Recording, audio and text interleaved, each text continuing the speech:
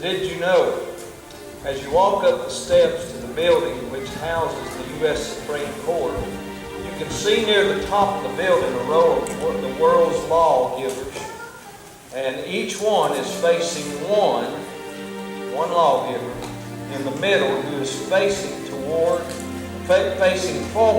with a full frontal view. That one that they're all turned toward and looking at is Moses, and he's holding the Ten Commandments. Did you know, as you enter the Supreme Court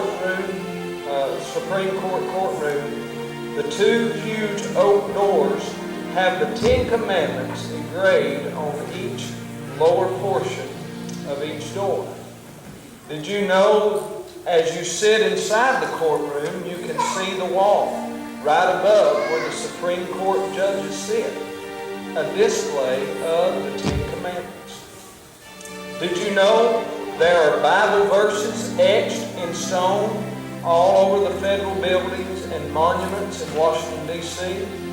Did you know that James Madison, the fourth president, known as the father of our Constitution, made the following statement: "We have staked the whole of all our political institutions upon the capacity of mankind for self-government, upon the capacity of each and all of us to govern ourselves, to control ourselves, to sustain ourselves according to the Ten Commandments of God."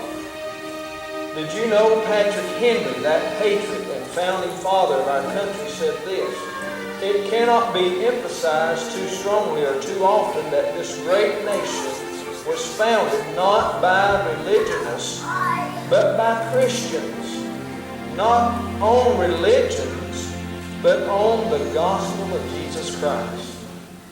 Did you know every session of Congress begins with a prayer by a paid preacher whose salary has been paid by the taxpayer ever since 1777. It took place in 1776. It started in 1777. Did you know 52 of the 55 founders of the Constitution were members of the established Orthodox churches in the colonies? Did you know Thomas Jefferson worried that the courts would overstep their authority and instead of interpreting the law would begin making law, which is the same as the rule of few over many? Did you know the very first Supreme Court Justice, John Jay, said this: "Americans should select and prefer Christians as their rulers." So how then have we gotten to the point that everything we have done for 239 years in this country is now suddenly wrong and suddenly unconstitutional?